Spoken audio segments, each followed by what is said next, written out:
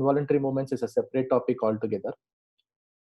So with addition to coordination checking, all of you would be aware that is basically how we check for cerebellar and system and how do we infer from that.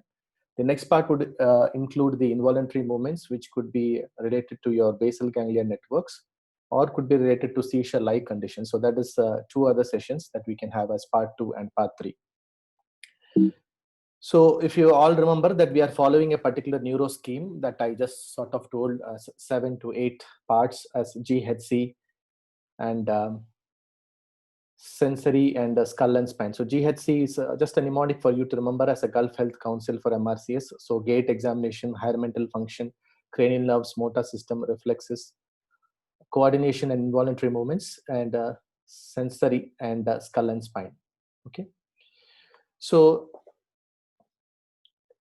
now if you see that we had finished almost 2 in this, number 4 and number 5, that is motor system examination and reflexes. So today class we'll focus upon coordination. Okay, what are the steps that we do to check for the coordination of the neuronal system, both upper motor and lower motor system, right? So what I intend to do is that I just intend to do it as in 3 parts. So the first part is that if you remember that in the motor examination, I had not gone into the details of neuroanatomy or neurophysiology purposefully because it is too extensive. And if I go to the neuroanatomy and neurophysiology, it may be a bit complicated. But here we would just have a brief idea about the basics, that is the function, a basic physiological function of cerebellum. That would be the first part. And the second part is what we can infer from the examination and how we would be able to localize the lesions in the cerebellum. That would be the second part. And the third part is that how do we make a meaningful conclusion with your examination and history taking skills, and just a brief idea about a differential diagnosis for ataxia. Not going into the details behind ataxia because that itself is a separate theoretical topic, as you are all aware. So the idea here is to have a clinical topic, just a brief framework so that you can apply it in your day-to-day practice. Right. In addition, in today's sessions, there is a polling system that I thought just 3 basic questions, like multiple choice questions, which comes in between, just to make sure that you're all attentive. So you can attend the polling when I give. So the polling would give me idea of how many people of you have understood my presentation. So that's just a basic way for me to check, right? I hope so. I'm sure yesterday I shared my presentation, so some of you would have read. For those who have read, I suggest you that you please read and come, so that it makes these sessions much more informative and much more so that you can register these sessions more usefully. So the 3 parts, first let us go to the basics of cerebellum, right? So the cerebellum and the cerebral cortex and the brainstem. So these are the 3 main components of your intracranial or the portion within your skull. Now, if I say cerebellum, all of us know that it is close anatomically related to your brainstem in the posterior fossa, right? And cerebellum also has a gray matter and a white matter, just like your cerebral cortex, right? It was thought long ago that cerebellum is probably the seat of intelligence. But then later on, people have understood that cerebellum has major role in coordinating your muscular movements rather than intelligence. So we all know that intelligence is a part of your cerebral cortex, your frontal lobe and temporal lobe and their networks, right? So the entire brain, as you know, works in networks. There are multiple neuronal channels, networks from one area to other area, right? If the area is very close to one particular anatomical region, those areas are called as associated areas. And it can your one particular neuronal area can influence an area which is far away through tracks. So we have the pyramidal tracks, we have the extrapyramidal tracks, like your brain can control your muscles through these particular tracks. Okay. So the basic function of a cerebellum to a very basic level, as a student level or a first year medical student level, is that it helps in coordinating your muscular movement so that your movement is very precise. Okay. So what do you mean by a coordinated movement? A coordinated movement means a movement which is very precise in terms of its rate, range, rhythm, direction, force, and sequence.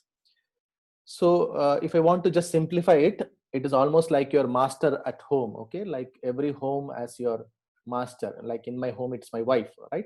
She makes sure that everything is done in a precise manner. Everything is very perfectly done. things are kept perfectly, right? So cerebellum is almost like that, a wife of a particular person or a spouse who's like very particular that the things are very precise.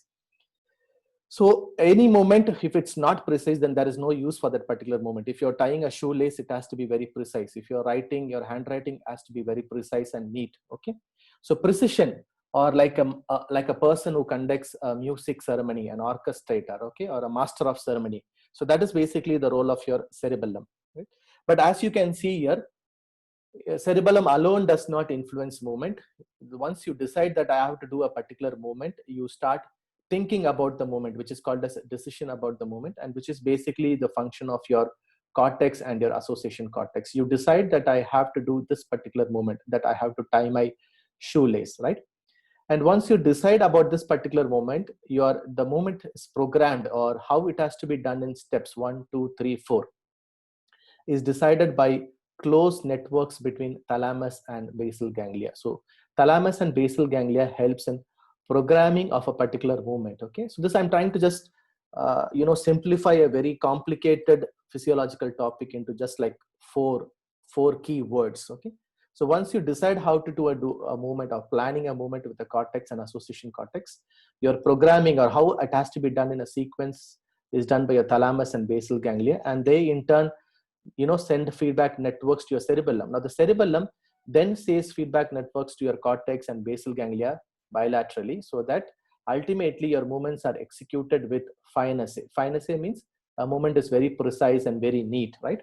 So this is how your brain works. So what you should understand is that for a movement to be very smooth and very precise in terms of rate, rhythm, direction, force, and a sequence, you need networks between these multiple areas, and cerebellum is just one of those particular areas.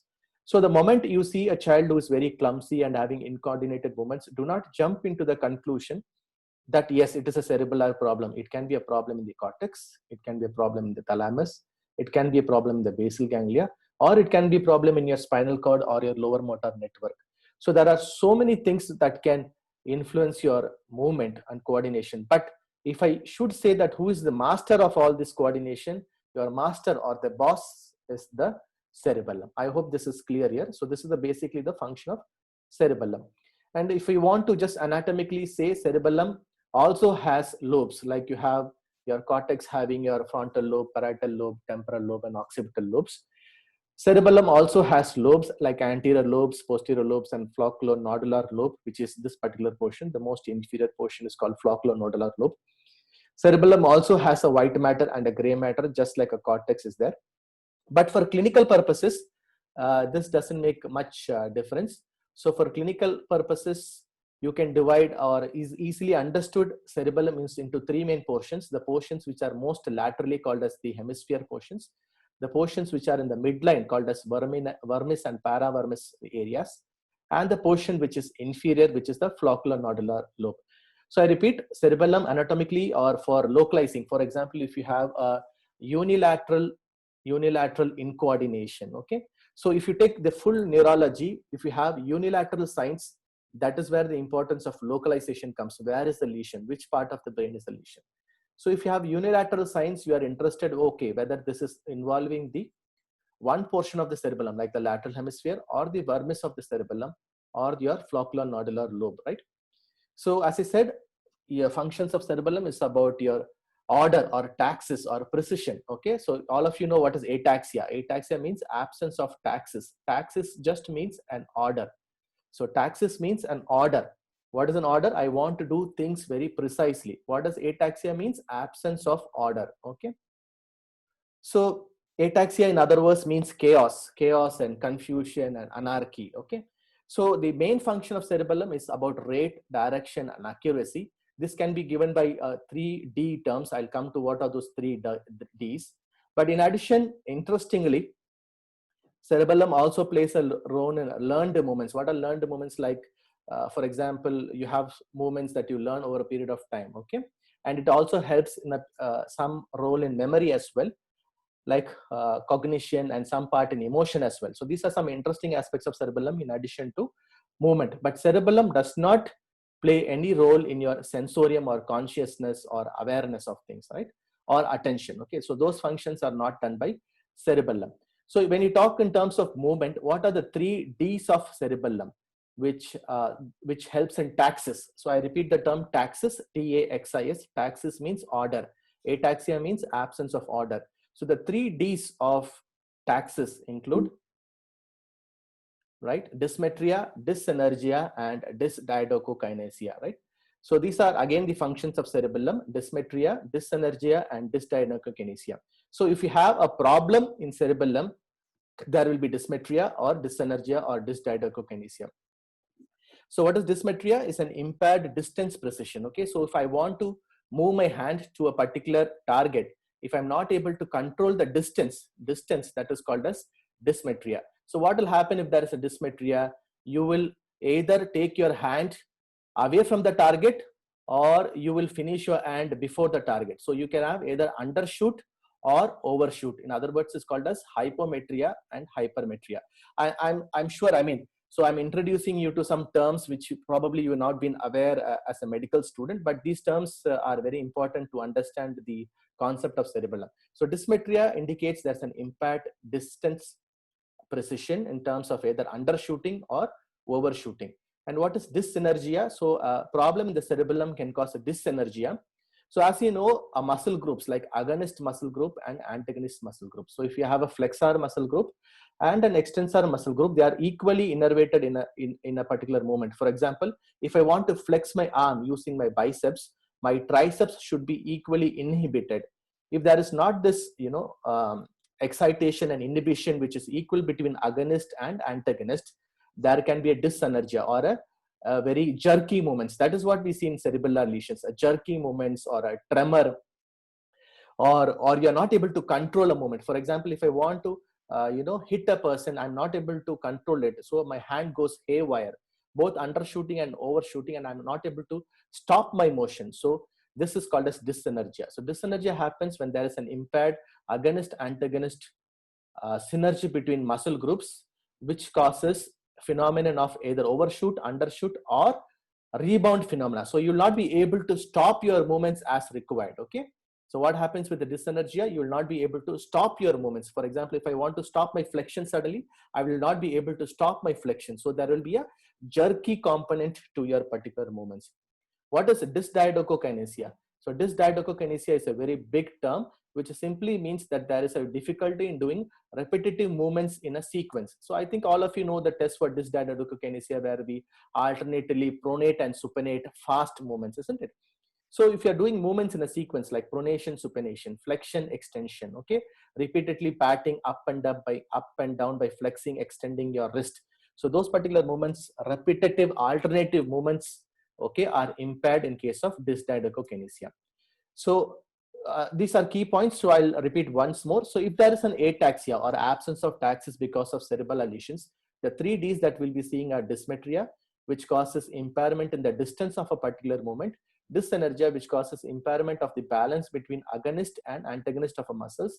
So you can have either a jerky muscle movement, or you can have a rebound phenomena, and then you can have impairment of doing movements in a sequence, repetitive movements in a sequence, which is called as dysdiadochokinesia. And anatomically or clinically, I'm interested whether the cerebellar lesion is lateral or midline or a floccular nodular lobe. Okay, so I'll explain to this again in the next slide. So what are the symptoms related to your cerebellar disease? What are the history that you want to take if you have cerebellar dysfunction? The history, especially in children, can be very vague. You can have a child who is just a bit clumsy, who has frequent falls, which the parents may think, okay, he's just following because he's a bit clumsy or he's lazy. So there's a tendency to ignore the cerebellar symptoms, especially at the onset. You may think the child is having a bit of inattention or is a lazy child, okay? And sometimes these cerebellar symptoms are very difficult to be understood and inferred in children less than like 3 years of age, in a toddler, because by nature a toddler or an infant to a toddler period is a period where the child is learning his developmental gait, and he has this wobbly nature and he tend to fall frequently. So frequent falls while walking is one important symptom. Okay, if you remember in one morning session I had discussed that falls is a very, very important symptom in neurology. Okay, so falls can involve the entire neuroaxis. A person can fall if he's blind. Okay, a person can fall if he has problem in his ears, if he has a vestibular dysfunction. A person can fall if he has a stroke. A person can fall if he has a seizure. A person can fall if he has a movement disorder like dystonia or chorea. A person can fall if he has neuromuscular problems like weakness in the muscles or the nerves, right? So falling is a very important symptoms. It can be cerebellar, it can be basal ganglia, it can be upper motor, it can be lower motor, it can be spinal cord, it could be vision, or it could be hearing, it could be epilepsy, it could be movement disorder. Okay, so all these symptoms are important in falls. So how does this help in cerebellum? So in cerebellum, usually the falls is while they are turning around the chair, or they are just turning to a particular direction. So that is a time that usually they have tendency to fall. But if it's a severe cerebellar lesion, they can fall both forwards and they can fall both backwards, right? And the fall is usually slow. It is not sudden like an epileptic seizure or an atonic seizure. So they will have poor fine motor coordination, so they can have tremors and poor handwriting skills, right? So this can affect their learning. They can have generalized tremorlessness, so they can drop objects, they can have difficulty in combing their hair, they can have difficulty in buttoning, they can have difficulty in wearing slippers. So this can closely mimic your weakness. Okay, a child can have just ataxia, but you may think the child is having a generalized weakness, right? The child can have a poor quality of speech because the cerebellum can affect your coordination of your muscles involved in your speech, like your tongue muscles, right? So the quality of speech can be affected, and you can have a dysarthric speech. They can have intermittent vertigo, tinnitus, and vestibular complaints, that is your complaints related to your ear, right?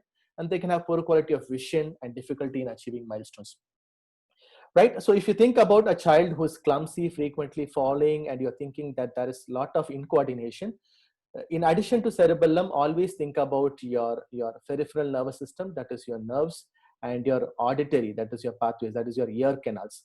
Okay, so roughly these are the three major areas where a child can have severe incoordination, whether it is a nerve related condition or a auditory condition or a cerebellar condition.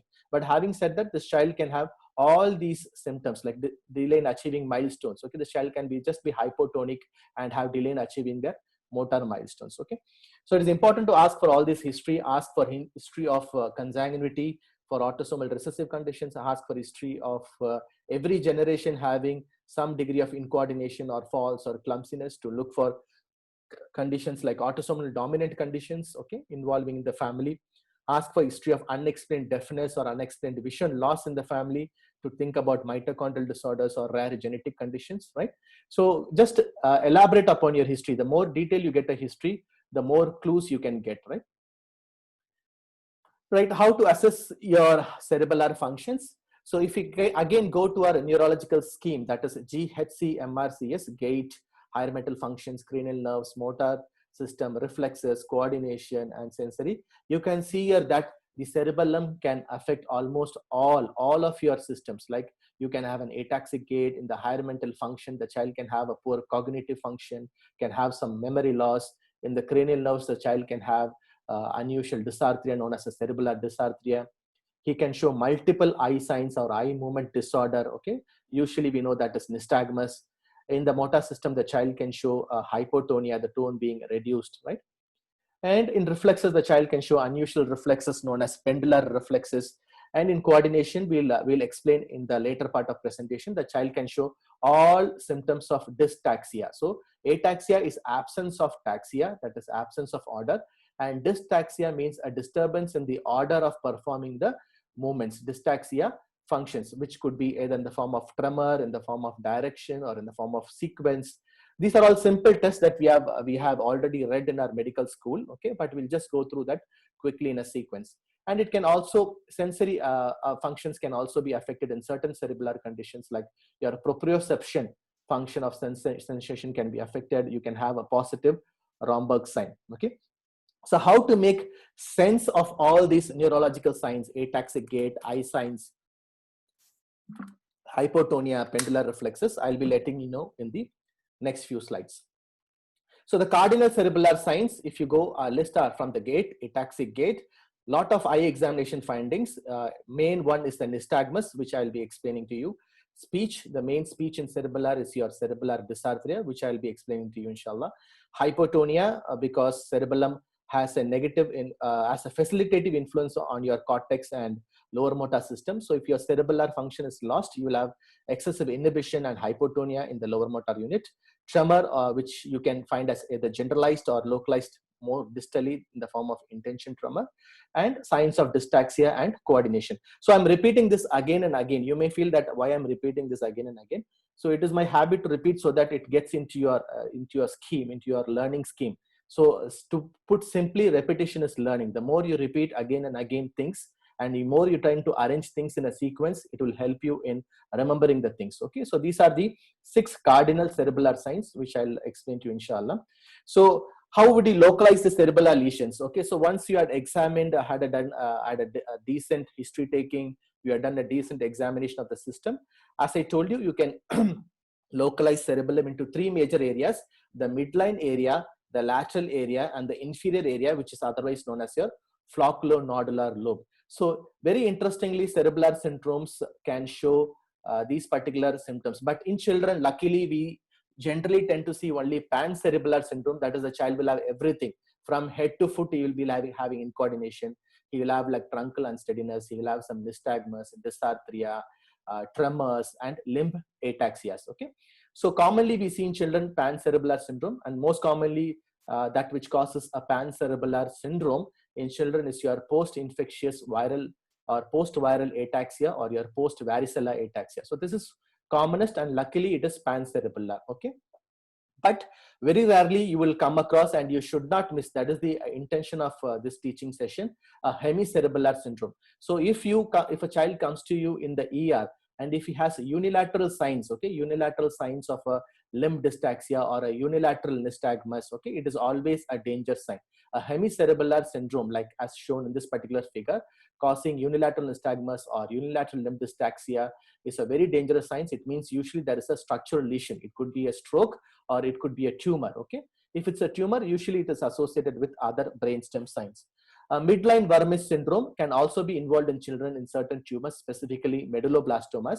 So midline Vermis, as I showed you in the previous figure, typically involves your trunk and your legs. But as you see in this particular diagram, it does not involve your face. So there is not much of nystagmus, okay, or dysarthria, but there is a significant truncal involvement and leg involvement. So this particular diagram, that is that I shown in red, is for your midline Vermis syndrome, where there is a significant gait unsteadiness because the midline Vermis controls your axial tone, the truncal tone. Both the extensors and the flexors of the trunk is controlled by your midline Vermis, and also the legs.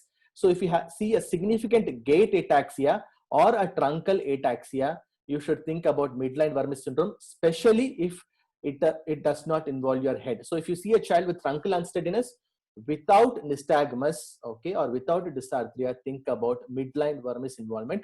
In children, it is seen with medulloblastomas and some neurodegenerative conditions. In adults, it is seen after alcohol, post-alcohol, severe alcohol. So just imagine a person who's alcoholic walking. He may not have that much of nystagmus, but he'll have a severe truncal unsteadiness and leg unsteadiness. So what is flocculonodular lobe involvement? Again, this can be sometimes rarely be involved in tumors, okay, localizing only to your inferior portion of cerebellum.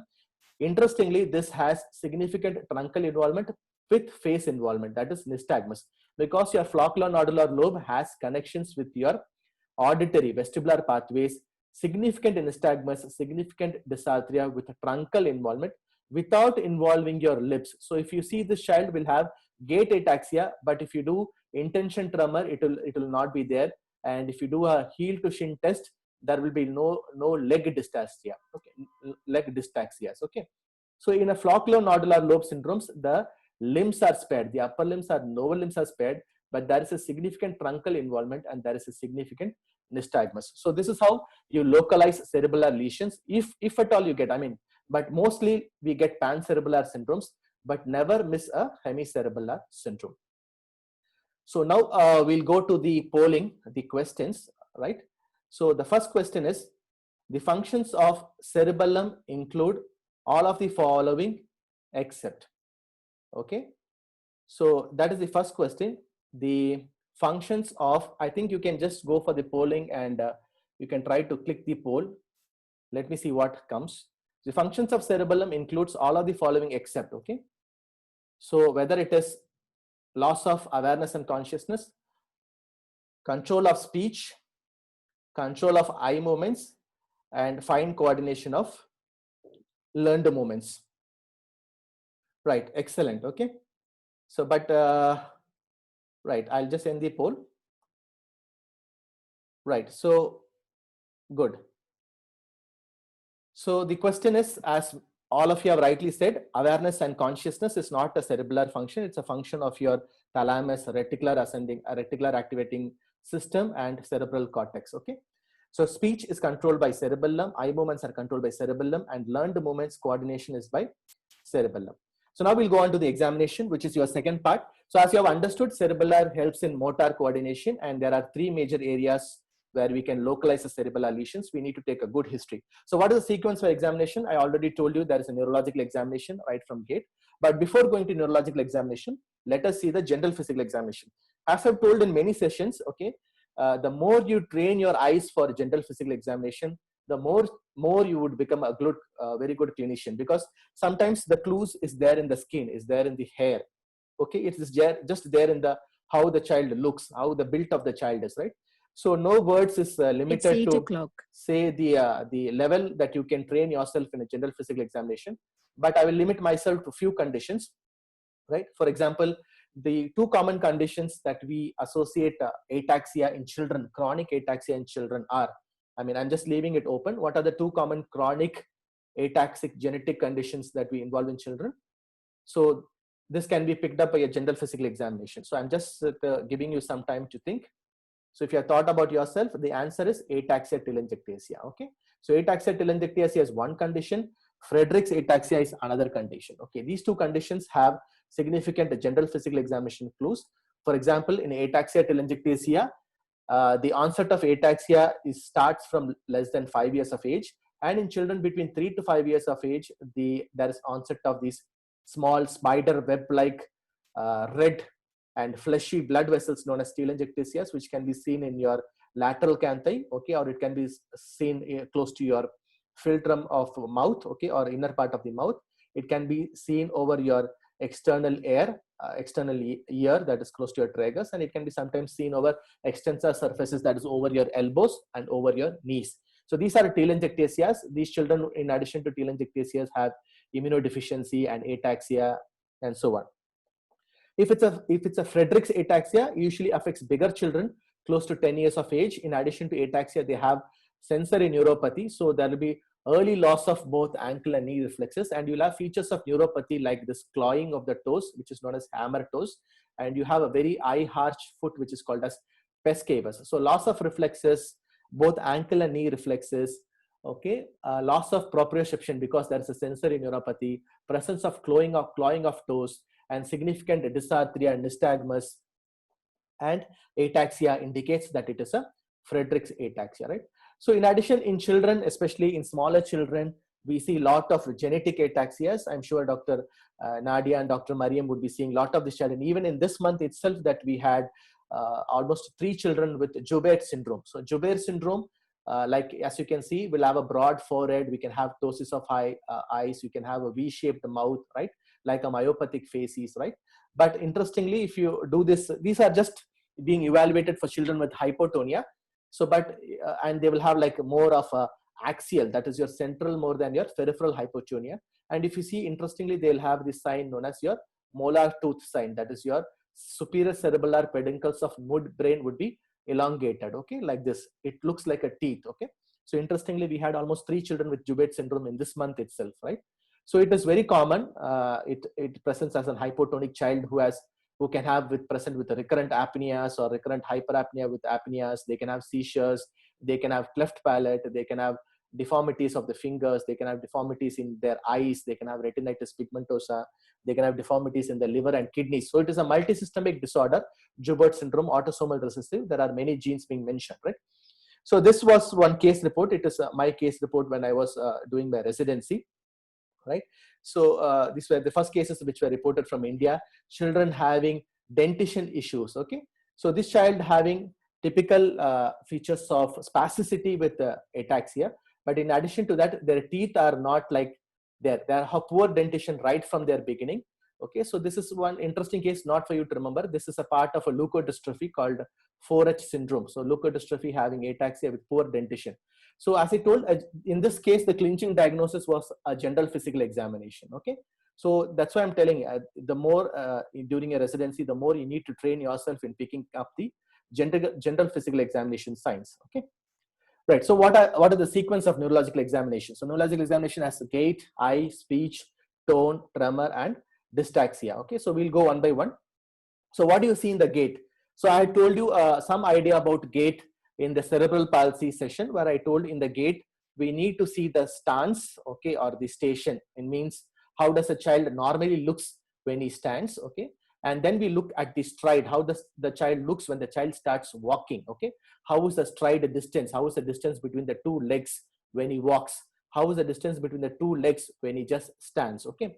So gait is important, right from sitting, standing, walking, jumping, walking on the heels, walking on the toes, standing on one leg, all is a part of your gait assessment. If there is one single part of neurological examination which gives maximum information, it is always the gait, right? So what is the gait that we see in a cerebellum? All of your students will quickly give. There is a gait which is very classically known as wide base gait. All of you know a gait like an alcoholic. So in a station, when he normally stands, the child, the distance between the two malleoli is very wide. Okay, so have a wide base stance, and they have a lot of unsteadiness, trying to sway on right side and left side. Sometimes they will sway to one particular side, sometimes they will sway in the front, and sometimes they can sway in the back. So in addition to the wide gaze gait, it is very important to pick up a steppage gait or a sensory ataxic gait. Okay, so if you pick up a steppage gait, which I will explain to you, the differentials are very narrow, okay, and you can narrow your differential diagnosis. So if you have a child who is a very unsteady towards only one side, you can have a hemicerebellar gait or falling towards one side. You should always check for a Romberg's test in the beginning. So gait assessment begins with the Romberg's test. Why this is important, you will see in the algorithm at the end. So always you should pick up the loss of sensation or a sensory neuropathy in a cerebellar diseases. If you pick up, the differential diagnosis are pretty narrow. So one easy way of doing is to do the Romberg test in the beginning itself, and then you can check for other aspects of your gait. And in the end, you can do a tandem walking. So I'll show some videos. So this particular old man is standing. So the first step is ask them to make the legs as close to each other, okay? And the next step is that ask the child or the person to close the eyes, okay? So as you can see in this, once the old person closes the eyes, he starts having ataxia. So this is called as Romberg's positive. So the first step is making the legs close to each other, and the next step is to ask to close the eyes. So this is called as Romberg's test. This is a clue that the sensory pathways or the spinocerebellar tracts which reaches the cerebellum from the distal aspects is impaired, okay? So this usually in adults can be seen with diabetic neuropathy or other neuropathies. In children, we can get a Romberg's in Guillain-Barré syndrome or a chronic form of Guillain-Barré syndrome, chronic GBS, which we call as CIDP, okay? It can be seen with Friedreich's ataxia also. So Friedreich's ataxia involves sensory neuropathy, and so this sign, Romberg's test, you can pick up with in a Friedreich's ataxia. Now sometimes you may not get swaying just by closing the eyes. So in such situation, you can do what is known as sharpened Romberg's test. You can add some components to Romberg's test. For example, you can ask the patient to flex the hands and keep on the chest, okay? Or you can ask the person to take his hand and tap on his head like this. So these are the things which will aggravate a very mild sensory ataxia. So child is having a very mild sensory ataxia. If you do a sharpened Romberg's test by asking the child to close the eyes as well as flex both the upper limbs and keep close to the chest, okay, or take the hand and hit the head with closing the eyes, it is known as sharpened Romberg's test, okay? So Romberg's test is the first step that you should look for in a gait assessment in child with ataxia. And as you can see, very simple, there is difficulty in turning. A wide base gait, the distance between the two malleoli is increased, okay?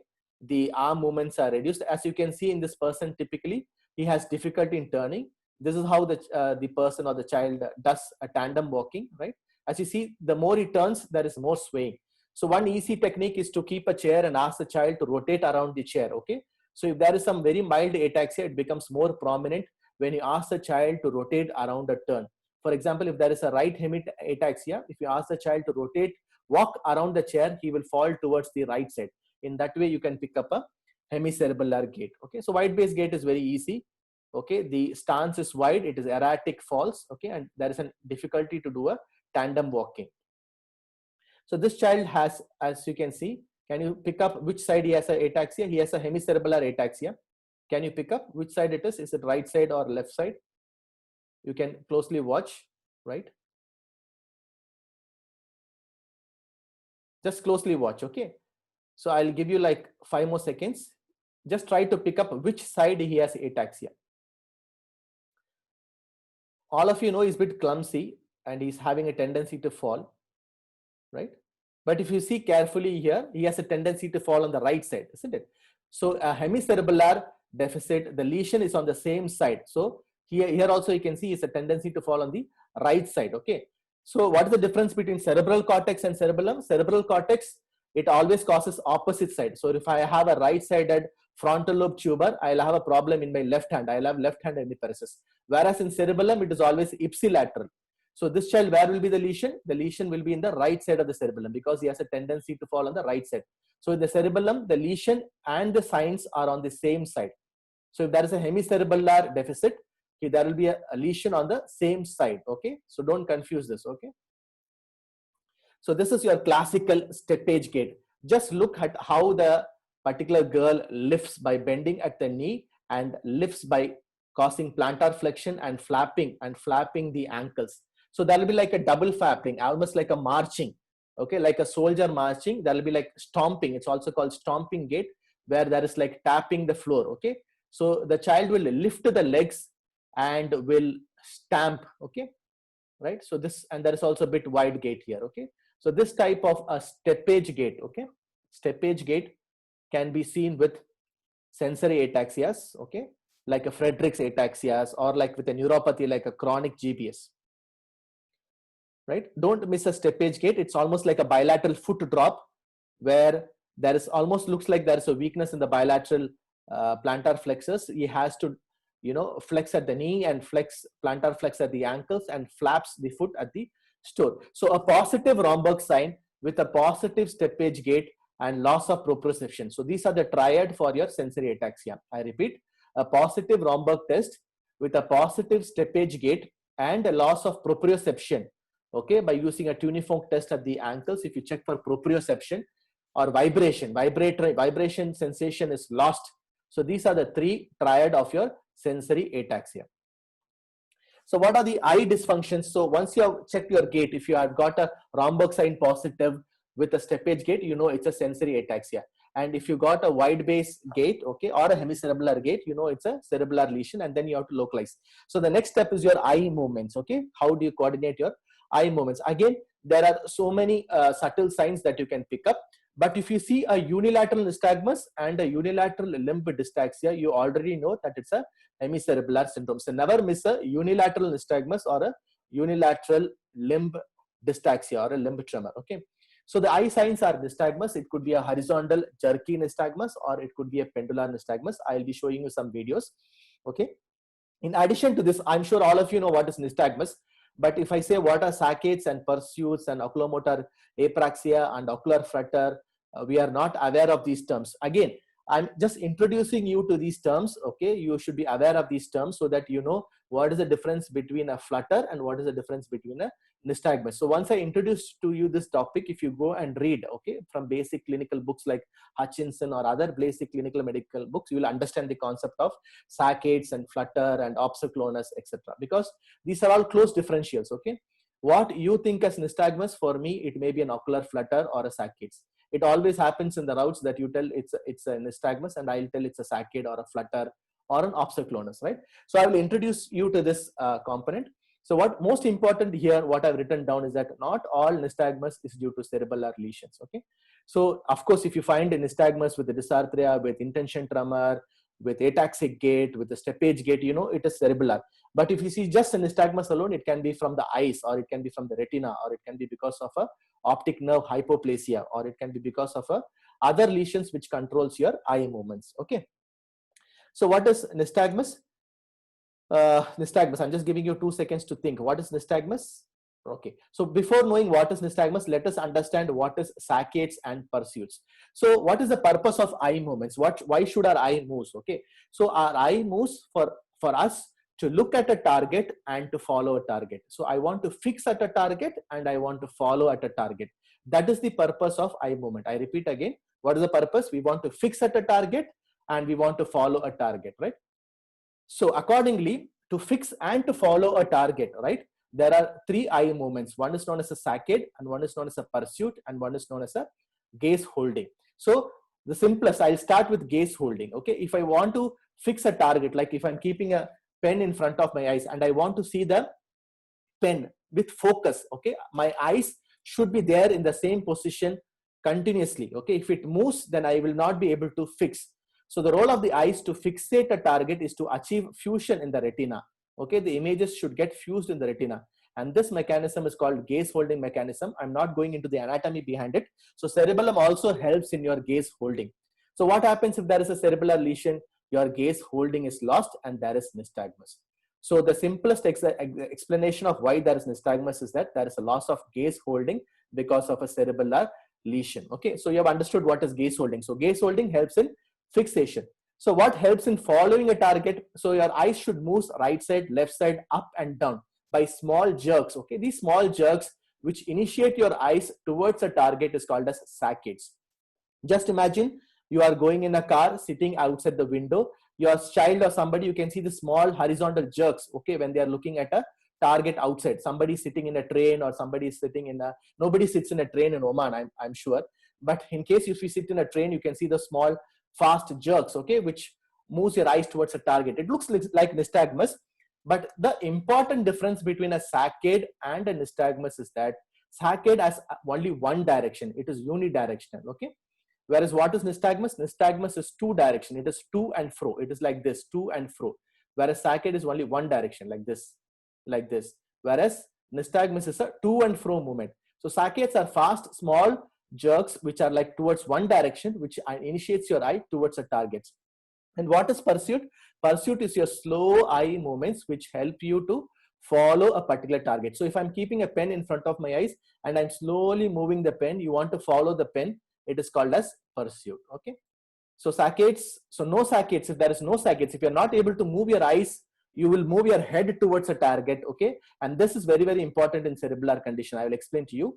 So just imagine there is no saccade, your eyes is not moving rapidly to reach a target. So because just because you can't move your eyes, you will now move your head to see a target, or you will have this head thrusting movements, okay, which is known as oculomotor apraxia, but I will explain to you. Okay, so saccades are fast movements, unidirectional. Pursuit are slow movements, okay, and the smoothness of movements can be impaired by certain intrusive movements like nystagmus or saccades.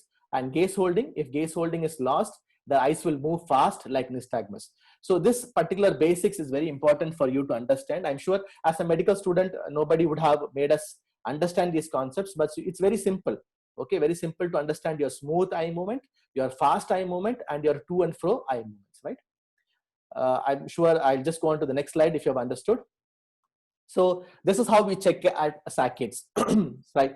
Like here you can see saccades are fast horizontal movements, okay, to one target, and you have to reach the target. So you can keep like 2 fingers 30 centimeters apart, okay, and stand at a distance like around 1 feet distance, okay, and ask the particular patient, okay, 1 feet or 2 feet distance, that's fair enough.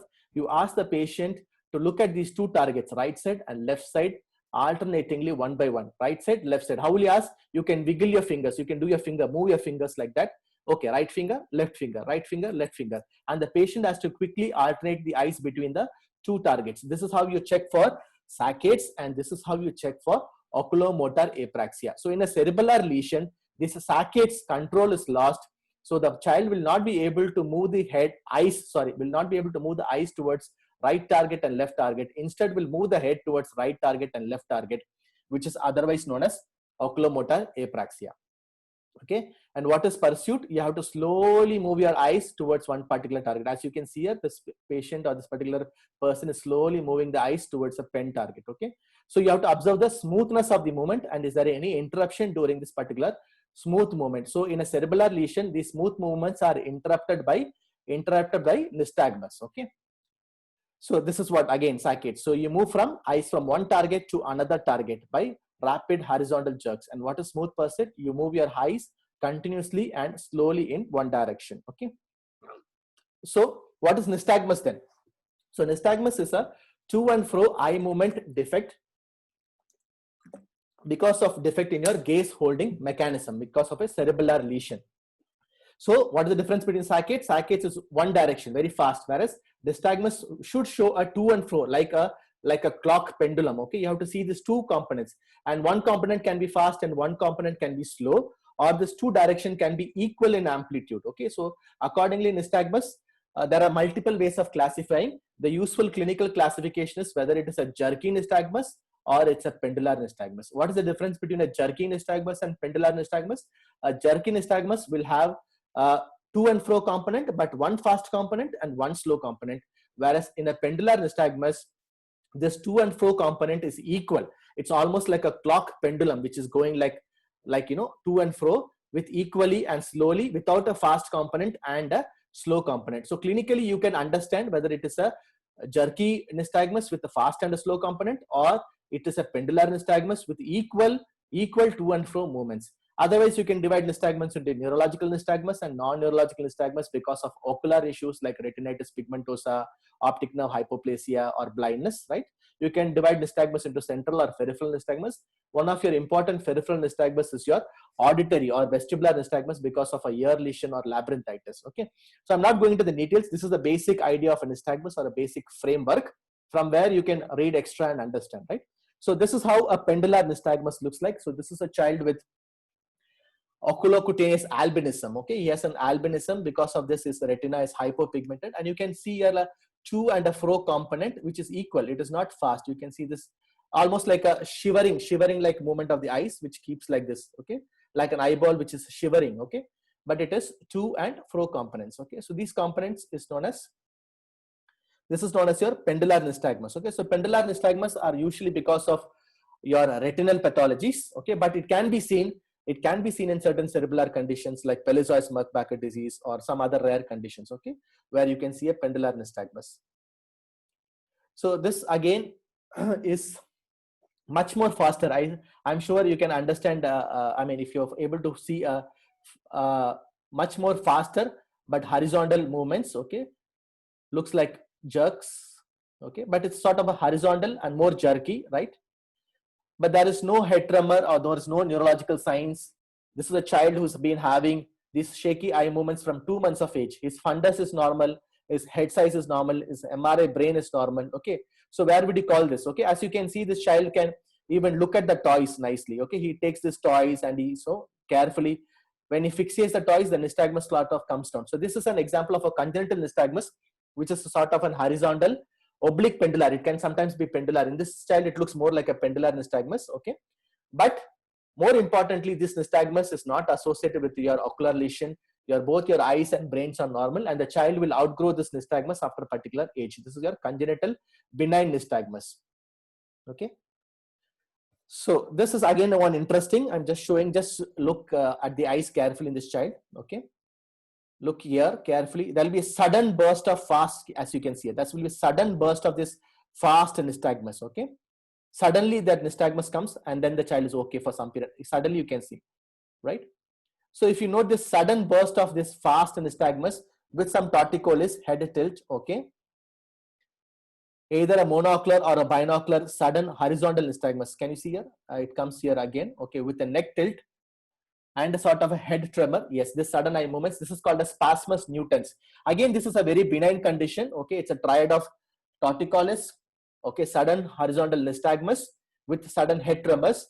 It can look pathological, but the child will be otherwise normal. Okay, it can start as early as 2 to 3 months, and it can stay as long as 3 years of age. It is a benign condition. It will disappear by itself. It does not cause any problem. Okay, So spasmus nutans is a benign condition. Okay, imaging would be normal. Of course, you should do an imaging to rule out the cerebellar lesions, but imaging would be normal and the fundus would be normal. So the important message here is that nystagmus can be benign. You saw two conditions, congenital nystagmus and spasmus nutans, where nystagmus can be benign. So only if your nystagmus is associated with other cerebellar signs like dysarthria, limb ataxia, gait ataxia, you should think about a cerebellar cause, okay, or hypotonia. So this is a child again who has to and fro pendular nystagmus, okay. There is no separate fast or slow components. She is having a dysarthria. She is having this abnormal dentition, teeth changes, right? So, right, she's having many signs. As you can see in the later part of the video, she will have this lot of limb dystaxias. You can see this fast nystagmus, to and fro movements. She has limb dystaxia. She has a spasticity, right?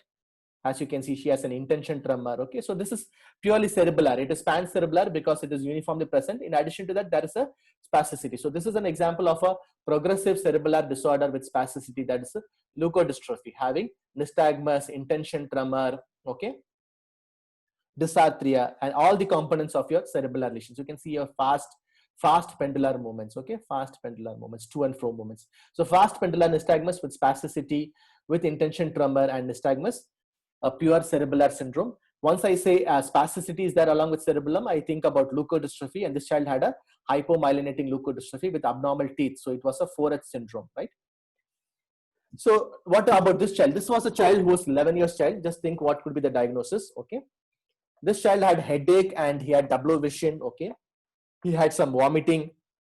Here you can see this child is having nystagmus when he tries to move the eyes to the center, that is when he's trying to adduct the eyes, right? You can see this fine nystagmus when he's trying to adduct the eyes, but he's not able to abduct the eyes, okay? He's able to see a fine nystagmus when he's trying to adduct the eyes, but he's not able to abduct the eyes. So you can understand, right? I'm trying to do, always you have to check monocular. So it is present. So monocular weakness, even on monocular, the child is not having abduction. So there is a bilateral abduction defect, which is your sixth nerve palsy, and there is your bilateral adduction nystagmus, okay? So this sort of a weakness. So whenever you see nystagmus with a weakness, it's a danger sign. It means that there is probably something involving the brainstem as well. And this child had a brain tumor, a slow growing astrocytoma. So the important message here is that if you see nystagmus with ophthalmoparesis or your weakness of your cranial nerves, always think beyond cerebellum. It is not just cerebellum. The lesion could be in the brainstem as well. So nystagmus with ophthalmoparesis, think beyond cerebellum. Okay, it could be either a diffuse syndrome or it could be a brainstem syndrome. So this nystagmus is not purely cerebellar. It is because of your brainstem involvement. So another nystagmus, which is vertical nystagmus. So vertical nystagmus is very interesting. It indicates some brainstem involvement.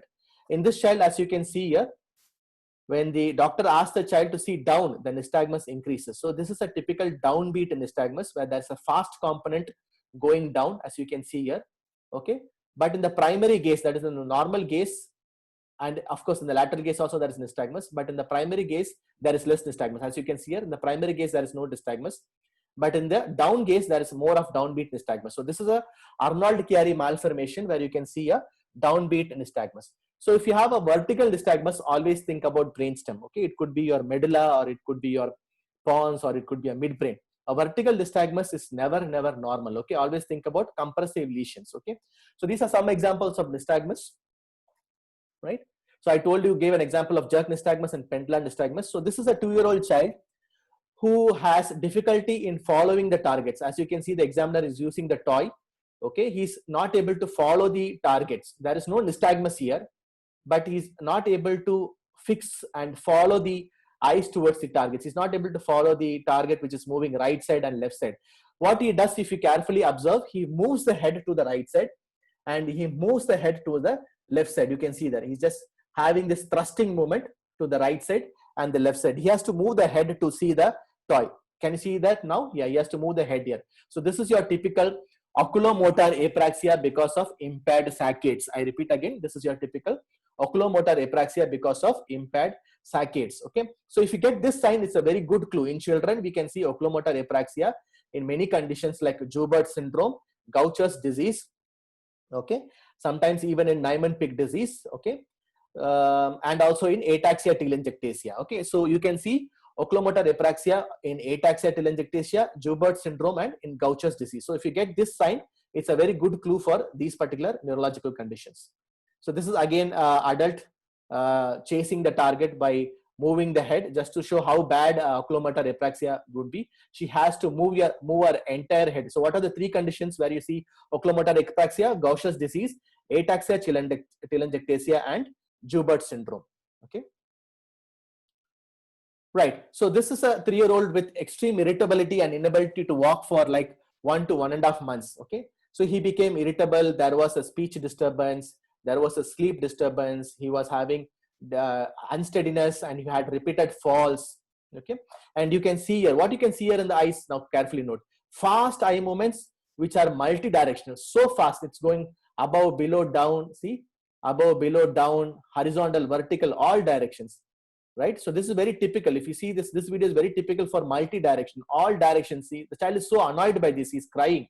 He's irritable. Also, you can carefully observe there is fast eyelid movements also. In addition to eyes, the eyelid is also fastly moving. Okay. So any diagnosis, if you see this in a toddler, okay, or any form of this in a toddler, always think about a underlying neuroblastoma tumor. So this child has typical fast eye movements called as opsoclonus. So what is opsoclonus? Opsoclonus is nothing but fast multi-directional saccades. I repeat again. What is opsoclonus? It's a fast multi-directional saccades and flutter so fast, okay, that the child is very irritable and annoyed by it. Okay, so this is your typical opsoclonus secondary to neuroblastoma. So if you have just a horizontal movements like this particular video from JAMA, when the examiner asked to focus on this particular pen, he's not able to focus. Instead, the eyes is moving very fast horizontally, very fast. So this is like an atrial flutter. All of you know there is atrial fibrillation, atrial flutter, ventricular fibrillation. All of you like cardiology. Most of you don't like neurology. But similar conditions is there, is called as ocular flutter when you have a fast, rapid eye movements. Okay. So then this is like unidirectional, horizontal. Okay. So what is opsoclonus? Opsoclonus is nothing but multi-directional, chaotic, fast saccadic intrusions or fast flutter. So if you have a multi-directional ocular flutter or a multi-directional chaotic fast saccadic intrusions, it is known as opsoclonus. So sometimes just an ocular flutter can precede a multi-directional opsoclonus. So the one important characteristic feature of opsoclonus is irritability. So why I'm telling this irritability is important is that you may get a child in the ER presenting just with an ataxia, okay, and your first diagnosis would be a post-viral ataxia. But take note, if you see a child less than 5 years, okay, having like 2 to 3 weeks of ataxia, but if there is irritability along with ataxia, okay, in a child less than 5 years, always think about opsoclonus myoclonus ataxia, because irritability starts first and opsoclonus can come later also. Okay, it's not that opsoclonus starts in the beginning itself. Okay, so it's one of the missed diagnosis, and a delayed diagnosis is possible with opsoclonus myoclonus ataxia, right? It could be secondary to neuroblastoma or it could be post-viral. So speech difficulty, this is a particular video I took from YouTube. Okay, so what you see in there are different types of speech difficulties. If somebody has a cranial nerve weakness like poor gag or a Guillain-Barré syndrome, they have a very husky voice and a poor gag reflex because or a nasal regurgitation because their cranial nerves around the throat, that is your glossopharyngeal nerves, are weak. But what sort of speech difficulty you see in cerebellar lesion? Okay, for that I have to teach you the detailed examination of speech, which inshallah I'll teach you later. But the most important aspect is that the speech has two components. One is language and one is articulation. Articulation means how do you pronounce? How do you pronounce your labial sound, lingual sound, guttural sound? Okay, how is your quality of your voice? How is the music of your voice? How is your tone of your voice? How is your rhythm of your voice? As you know, cerebellum is a condition which affects your rhythm, rate, direction, force. Okay, so all these things can be affected in the speech as well. So here they have a typical dysarthria, difficulty in articulation, where the rhythm will have lot of pauses as if you are scanning in a computer, in a printer. If you scan the documents will take time to scan. Okay, so one alphabet, okay, like A, B, C, D will be told as A, B, C, and D. So there'll be like pause and there'll be scanning. So scanning type of dysarthria is called a cerebellar dysarthria. So this video is from YouTube. So okay, you can see the truncal titubation. Babar naam kita. Main naam.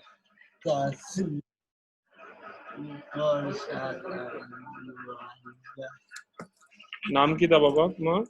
নাম আব্দুল্লাহ। বাবার নাম কিতা? হবিবুল্লাহ। মায়ের নাম? So you can see how interestingly is what Abdullah as Abdullah, right? So or Habibullah, right? So this sort of scanning each syllable or each word and then telling is very classical of your cerebellar dysarthria. All of you see how much truncal titubation or truncal unsteadiness he's having while speaking also, right? If you had been very careful, you would have noted this patient is also having oculomotor apraxia. So as a clinician, I mean, just see how he has to turn his head, okay, but not the eyes. বাবার নাম? So there is like oculomotor apraxia, there is truncal titubation, and there is a classical cerebellar dysarthria in this child. Okay. So what are the motor dysfunction that we can see? So quickly, if I see motor, the tone is hypotonic, and they can have an unusual reflexes called pendular reflexes, where the reflex itself will go like a pendulum of a clock, up and down, right? And they can have lot of coordination defects. So the motor dysfunction are in primarily two things. One is the tone change, which is hypotonia, because the cerebellum has a positive influence on your cortex. So when there is your positive influence is lost, there is more of inhibition of the tone. So the tone becomes reduced. Okay. So there is a hypotonia in cerebellar disorders uniformly. Okay. For small children, they can just present as a hypotonic cerebral palsy or a child who's been evaluated for hypotonia. So that's why it's a good idea. If you see a hypotonia of much more axial than appendicular hypotonia, it is good to look for MRI brain to look for cerebellar malformations like Joubert syndrome. And the other important motor manifestation is dystaxia. I told you what is taxia. Taxia means order, okay, and dystaxia means a disturbance in the order of your muscle movements, right, or muscle coordination. So here is again a YouTube video where you can nicely see how the knee after one particular jerks goes up and down like a pendulum, right? So you can try this, okay? Unfortunately, I don't have videos of my patients. Thus, definitely you can get these type of interesting reflexes called pendular reflexes. Knee reflex has a root value of L2, L3, L4. So once you give a jerk, because why does this happens? Because as I told you, this is because of dyssynergia, okay? There is agonist, antagonist, synergy between two groups of muscle. And when there is one group of muscle movement, the other muscle group should actually stop it, but doesn't stop. Because it doesn't stop, you have this to and fro movement, which is nothing but your pendular reflex, right? So the dystaxia has three components. I told in the beginning of the class what is dysmetria, what is dysdiadochokinesia, and dyssynergia. Dysmetria means I'm not able to control the distance of my intended movement. So there will be either undershoot or overshoot. What is dysdiadochokinesia? I'm not able to control rapid alternating movements like flexion, extension, or supination and pronation. What is dyssynergia? I'm not able to control my agonist and antagonist muscle contraction. So I will have either a rebound phenomena or I'll either have jerks and tremors. Okay, so these are the three things or the three D's of your dystaxia: dysmetria, dysdiadochokinesia, and dysgenesia. This is from the physiological aspect, but from the clinical aspect, you can do a head and toe examination. Right from the gate, you can see the tremor. It could be both postural tremor and intention tremor. You can check for rapid alternating movements in the hands. Okay, you can do the finger node test in the hands, and you can do a thigh tapping test or a wrist patting test, and you can do the rebound test, and in the legs you can check for tandem walking and heel to shin test. Okay, so you can do in a head to toe. I think most of these tests you are sure you have been doing from medical student time.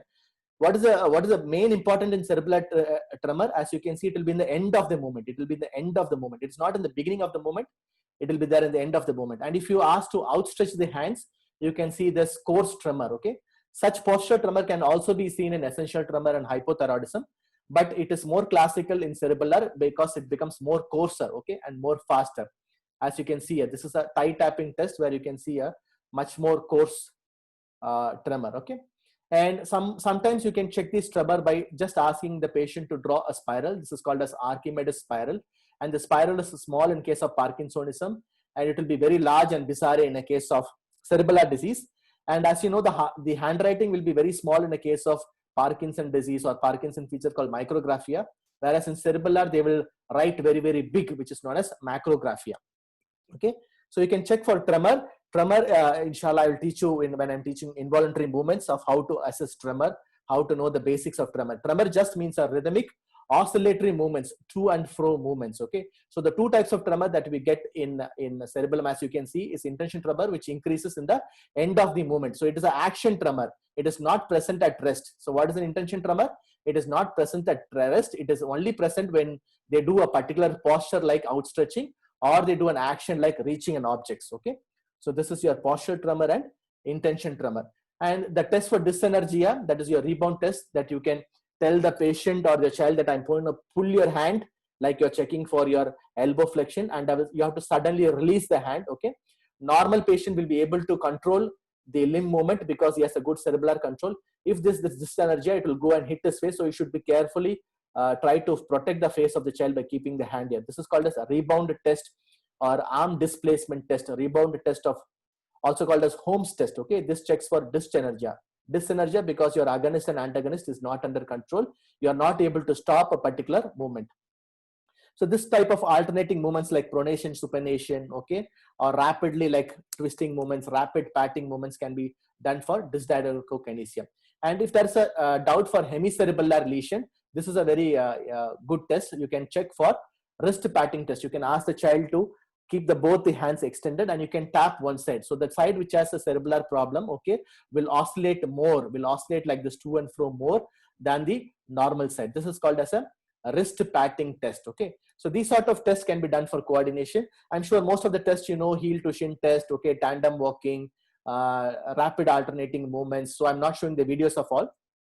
So with this, your examination gets completed. So just to summarize your examination, you can start with a gait where you can check for wide base gait and steppage gait.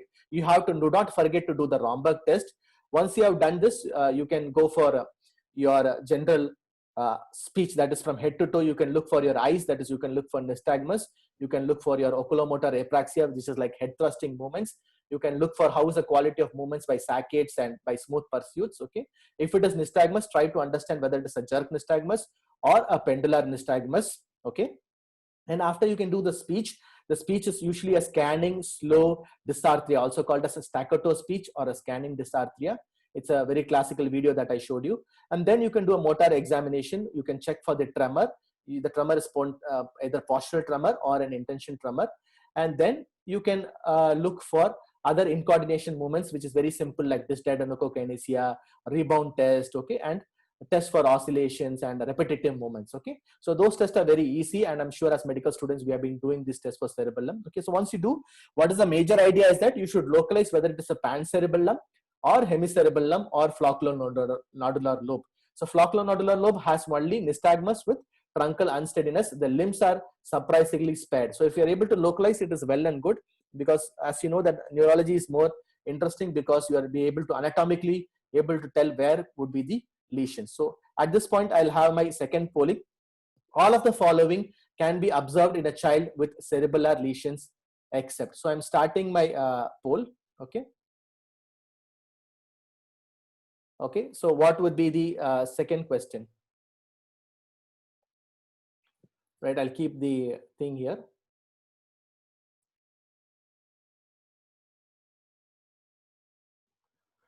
Right. So what would be, all of the following would be observed in a child with cerebellar lesions: impaired functions like handwriting, impaired balance in the dark light or evening, slowness of movement, or impaired fixation of eyes to the target. What do you think would be not there? Okay, except, this question is except. So there are three things present and one thing which is not present.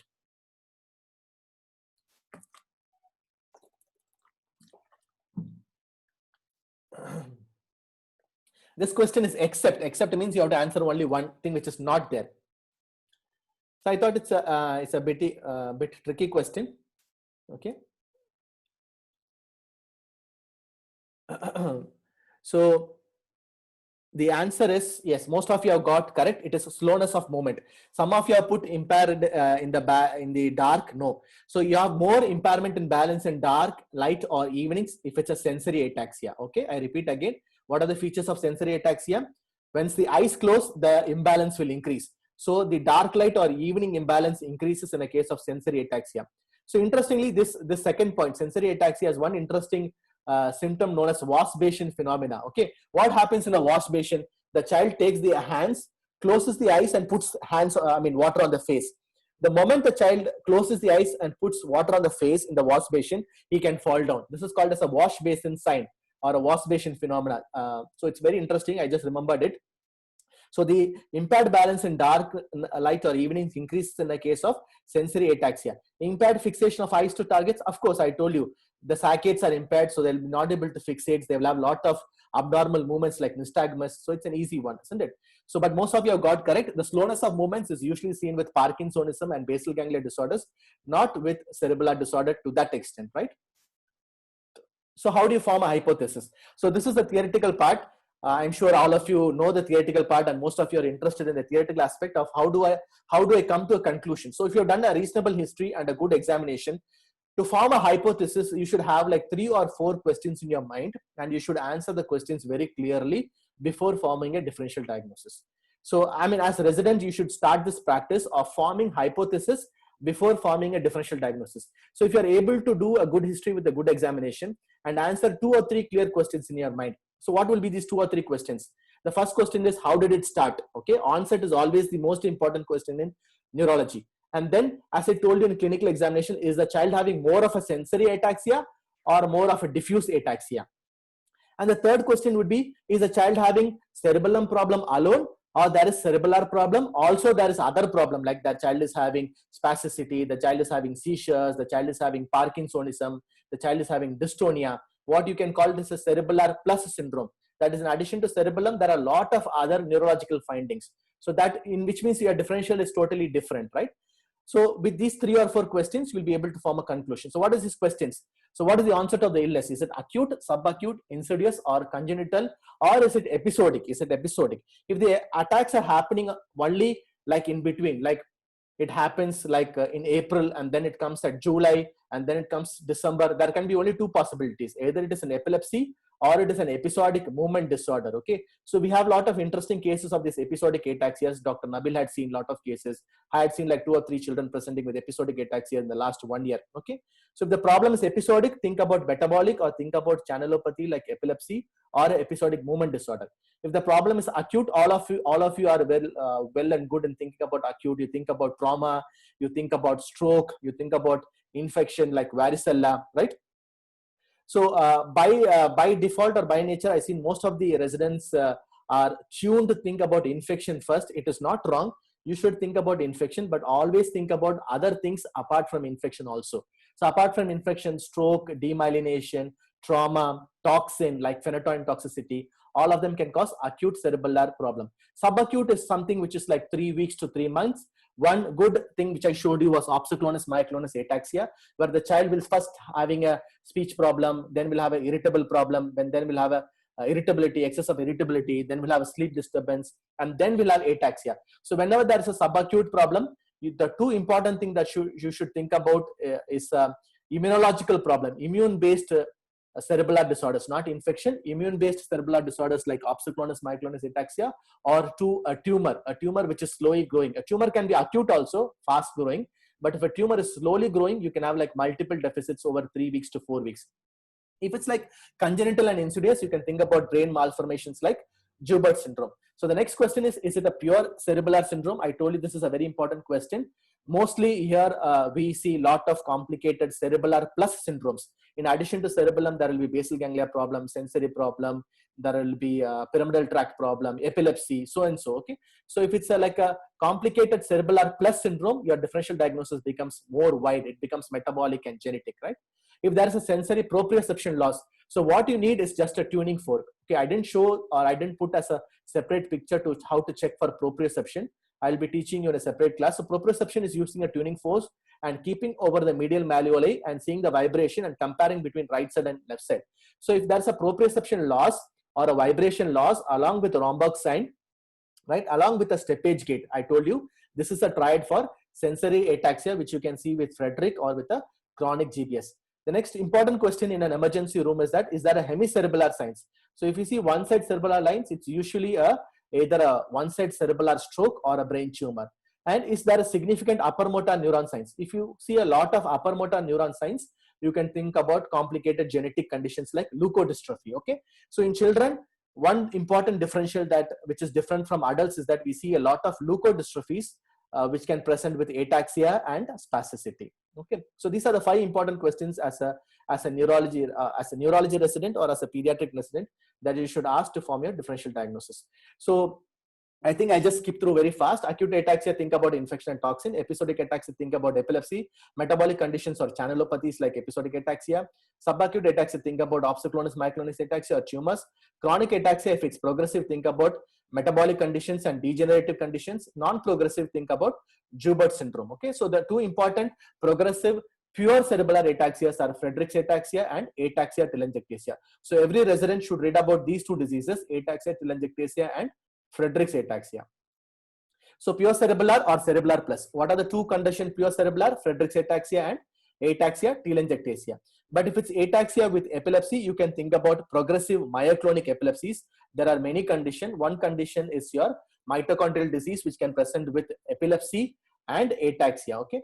The other condition, which is a cerebellar plus syndrome, is your neuronal ceroid lipofuscinosis or NCL. So those who have worked in neurology unit 1 month worked with us will know there is an NCL which can present with epilepsy and ataxia. If you see ataxia with a muscle weakness, you should think about neuropathies like Guillain-Barré syndrome. You should think about muscle conditions which causing ataxia like a mitochondrial muscle disease with ataxia.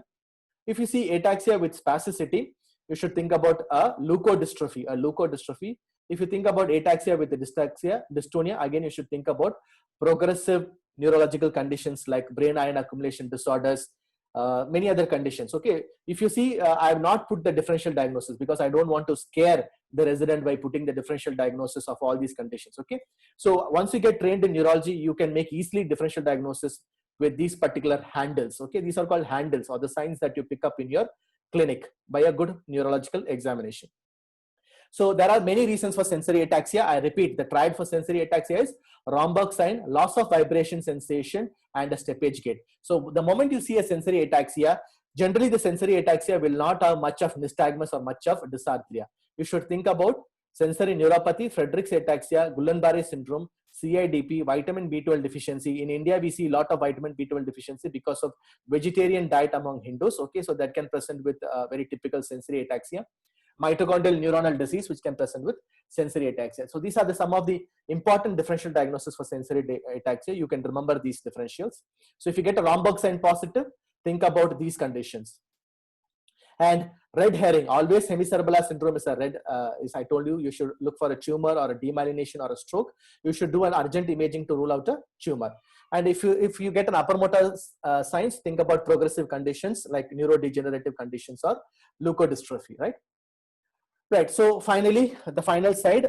So with this, I think if you have understood my talk from the beginning for the last 1 hour, you know that we can easily make an algorithm. So this algorithm is that once a child comes, you do a proper history taking, a proper examination, you assess your gait, eyes, speech, and look for cardinal signs and put under 5 major questions. Okay.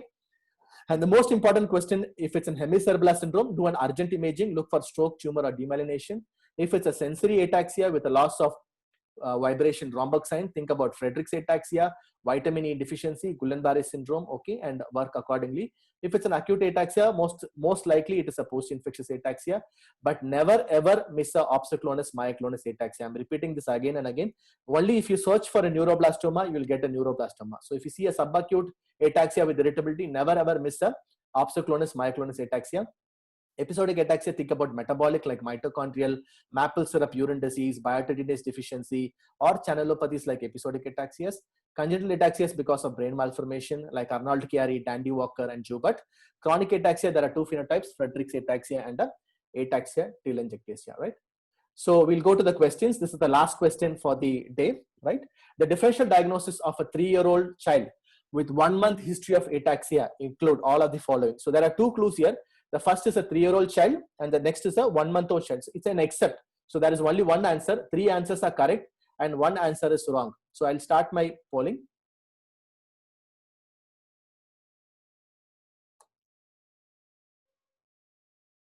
Right, I don't know whether this polling is coming. Showing as poll 1. Right, sorry, I'm not getting this poll. Let me see whether I'm getting this poll 2. Yeah, poll 2, right, sorry, I got it, good. Right, so this is the second poll. You can answer your question. The differential diagnosis of a 3-year-old child with 1 month history of ataxia include all of the following except. Carefully think about it. It's a 1 month history and it's also an except. Right? There are 24 people. I think all of you should attempt it.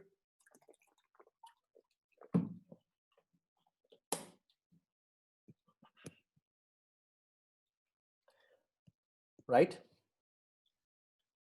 So if a child has 1 month history of ataxia, okay, and it's a 3-year-old child, it's an except question. What is not likely? Right? What is not likely? So I'll end my poll. Unfortunately, most of them are confused with an ADAM and post-infectious ataxia. So post-infectious ataxia is the answer. Answer is option 2, post-infectious ataxia, right? But most of you put ADAM. ADAM can also be 1 month history, 3 weeks to 1 month. It also can be subacute, but post-infectious ataxia, it's a bit tricky question. I know ADAM also sometimes needs only 2 to 3 weeks to present to you, but ADAM can be missed and they can be there for like 3 weeks or 4 weeks with multiple deficits. But your post-infectious or post-varicella ataxia is an acute ataxia. It starts within 1 or 2 weeks and then settles within 2 to 3 weeks, right? So post-infectious ataxia is very acute, whereas ADAM can be acute or subacute. Opsoclonus myoclonus ataxia is subacute. Cerebellar astrocytoma is subacute, right?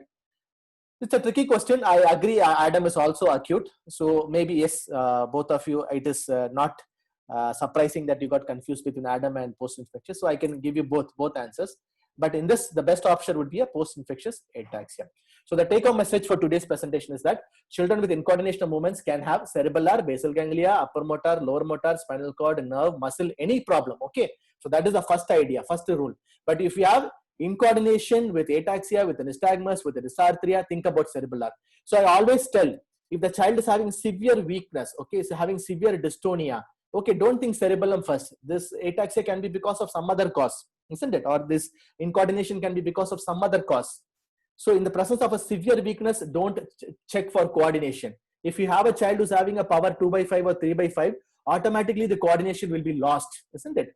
So if you have a severe weakness, don't think about cerebellum first, right? It could be because the cerebellar child can be having incoordination, but still be having a good power. So only if you have a cerebellum with a good power, with a dysarthria, with a nystagmus, you think about a cerebellar lesions. Loss of sensation and proprioception is the first thing that you should check, because sensory ataxia has a different pathway. It is usually neuropathies and sensory neuropathies and Guillain-Barré, Miller-Fisher syndrome. The track is different. Ataxia is present with other neurological signs. Detailed evaluation is mandatory, like genetic and metabolic. Hemicerebellar signs rule out tumor. Pure cerebellar signs in children can be acute, subacute, or chronic. In toddler, less than 5 years, most important message, never forget opsoclonus myoclonus ataxia, and neuroblastoma should be checked. Okay. So if there is any questions, thank you very much. I can take questions. I'll just wait for like next 1 or 2 minutes. You can put in the message, because I'm like a bit unhappy that none of the residents ask any questions. They don't ask any questions. So it means that either I teach very well and you're 100% sure, you're 100% clear after my talk, or it means that you didn't understand anything, so you're not asking questions. Right, good. I see at least 2 questions. No, the 2 questions is thank you, Dr. Akbar, but I'm not getting any questions. Right. Can I have any questions, any interesting questions if you have any doubts? So which means you have 100% understood everything. Is it like that? 100% understood. Is it like that? Okay, right. Do you think that we need to do MRI before diagnosing benign conditions? So take the picture in toto. If there is a hemicerebellar syndrome, always do imaging, okay? But if you know it's a very typical syndrome, the child is not encephalopathic. This is the catch point. The child is not encephalopathic. Encephalopathic means he's not irritable, okay? He's not confused. There are no other signs. It doesn't seem to be progressing, okay? Then don't do an MRI. Then most likely it's a post-viral ataxia, like you had a typical history 2 to 3 weeks before.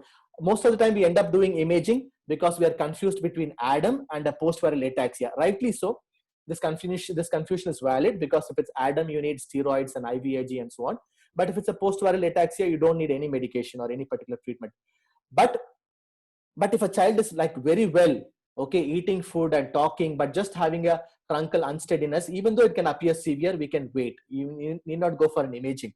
But if the same child is having irritability, having meningeal signs, remember that ADAM always has a component of encephalopathy. It is acute disseminated encephalomyelitis. So if there's a component of encephalopathy, go for an imaging. If there's a component of hemicerebellar syndrome, go for an imaging. If there's a congenital like ataxia or an ataxic cerebral palsy where you're looking for malformations, you can go for imaging. I hope that answered the question. Yeah. So what about episodic ataxia? Dr. Sherin wants to know anything more than metabolic panel to be sent. Right. So episodic ataxia, as I said, the three major differentials are episodic ataxia as a channelopathy, where we have episodic ataxia type 1, type 2, type 3 to type 6. That's one. And then we have metabolic conditions like mitochondrial biotinidase deficiency, maple syrup urine disease, right?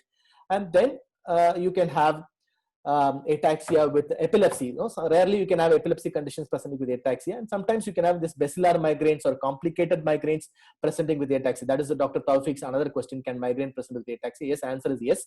But basilar migraines, to be very honest, in the last 6-7 years, I have not suspected, or I'm not suspected of a basilar migraine presented with episodic ataxias, because typically it is a more of a young adult and a teenager issues rather than small child issues.